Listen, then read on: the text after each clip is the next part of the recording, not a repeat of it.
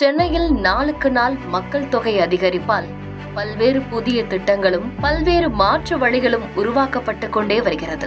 உதாரணமாக மெட்ரோ வசதி பணி, பேருந்து நிலையம் என்று ஒவ்வொரு சீரமைப்பு பணிகளுக்காக பல்வேறு மாற்று இடங்களும் உருவாக்கப்பட்டு வருகிறது. இதற்கு முன்பாக சென்னையில் உள்ள கோயம்பேடு பஸ் ஸ்டாண்ட் தற்பொழுது மாற்றியமைக்கப்பட்டு கிளாம்பாக்கத்தில் செயல்பட்டு வருகிறது. தற்பொழுது வரை அது மிகப்பெரிய சர்ச்சையாகவும் மக்களுக்கு சிரமமாகவும் உள்ளது என்றே பலரும் தங்களது கருத்துக்களையும் தமிழக அரசின் மீது குற்றங்களையும் சுமத்தி வருகின்றனர். அதே போன்று தற்போது பிராட்வேயில் புதிய போக்குவரத்து முனையமும் அமைக்கப்பட உள்ளதாம். இதற்காக சென்னை மாநகராட்சி நிர்வாகம் 823 கோடியை ஒதுக்கியுள்ளது.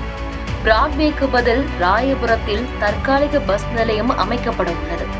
இந்த பஸ் நிலையம் வரும் ஜூன் 2வது வாரத்தில் திறக்கப்படும் என மாநகராட்சி அதிகாரிகள் தெரிவித்தனர்.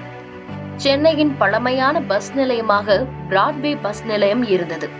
கடற்கரை ரயில் நிலையமும் பிராட்வே பேருந்து நிலையமும் மிக அருகில் உள்ளன. அதேபோல் அதன் அருகில்தான் சென்ட்ரல் ரயில் நிலையமும் எழும்பூர் ரயில் நிலையமும் உள்ளது.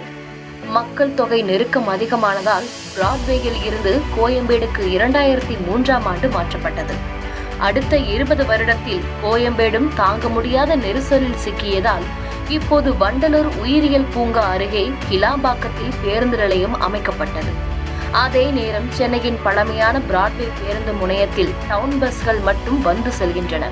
சென்னையில் உள்ள முக்கிய இடமான பிராட்வேயில் தற்பொழுது உள்ள பஸ் நிலையத்தை இடித்துவிட்டு அதற்கு பதில் ஒருங்கிணைந்த மாநகராட்சி முனையம் அமைக்கப்பட உள்ளது. இதற்காக மாநகராட்சி நிர்வாகம் 823 கோடியை ஒதுக்கியுள்ளது. இதற்காக பிராட்வே பஸ் நிலையம் அமைந்துள்ள பகுதி முழுவதும் இடிக்கப்பட்டு 9 மாடிகள் கொண்ட வணிக வளாகத்துடன் கூடிய பஸ் நிலையம் அமைக்கப்பட உள்ளது. இந்நிலையில் தற்காலிகமாக பிராட்வே பஸ் நிலையத்தை மாற்ற தீவுத்திடலுக்கு சென்னை மாநகராட்சி திட்டமிட்டுள்ளது.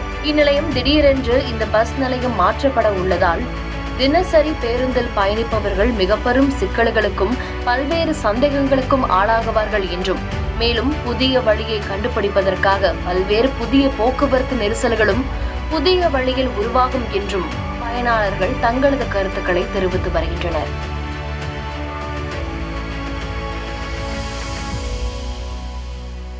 செய்திகளை உடனுக்குடன் தெரிந்து கொள்ள கீழ்கண்ட கேபிள் மற்றும் டிடிஎச் நெட்வொர்க்குகளில் எம்நாடு செய்தி தொலைக்காட்சியை காணுங்கள். பாதகம் செய்பவரை கண்டால் நாம் பயம் கொள்ளலாகாது பாப்பா. மோதி மிதித்துவிடு பாப்பா, அவர் முகத்தில் உமிழ்ந்துவிடு பாப்பா. அண்மை செய்திகளை உடனுக்குடன் தெரிந்து கொள்ள இணைந்திருங்கள் எம்நாடு தொலைக்காட்சியுடன்.